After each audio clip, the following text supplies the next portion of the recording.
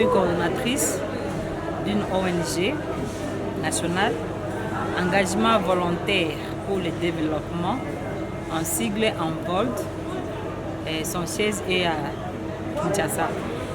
Nous sommes dans 3 provinces pour le moment. On travaille avec Kinshasa et Congo central et Lualaba. Et je suis aussi la coordonnatrice d'une coalition des associations dirigées par les femmes, en sigle ADIF. Là, on regroupe des femmes leaders, des femmes qui dirigent des associations pour militer à rendre la femme leader et aussi à participer dans les instances humanitaires et aussi à localiser les fonds. Nous sommes accompagnés par CARE International, par notre marraine qui est DFJ, Dynamique des femmes juristes de Goma. Lorsqu'on parle d'égalité de sexe et de leaders féminins, avant c'était le mot égalité de sexe, on a transcendé cela, c'est égalité de genre. Parce que le sexe ne sera jamais égal.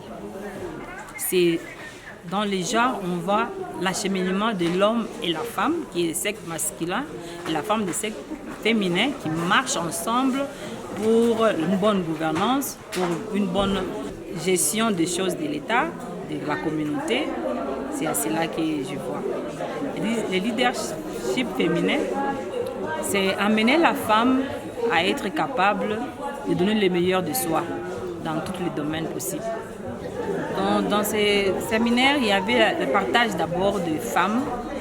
Et plus ce qui m'a plu, c'est l'engagement des femmes de la société civile et les femmes politiques, les femmes des partis politiques. Ils sont engagés de militer ensemble pour voter femmes.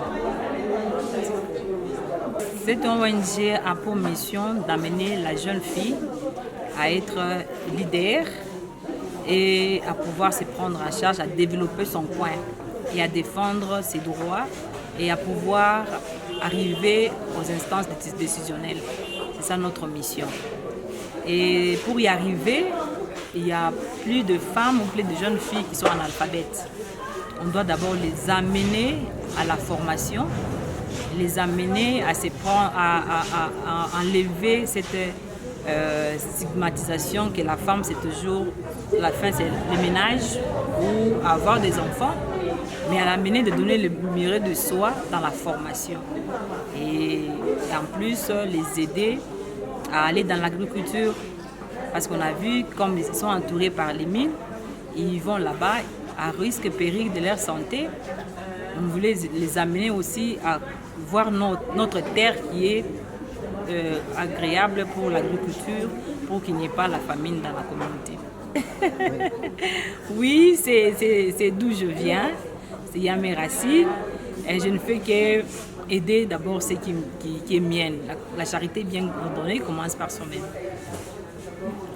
La question, est-ce qu'on peut attendre de la femme quelque chose? Parce qu'on dit toujours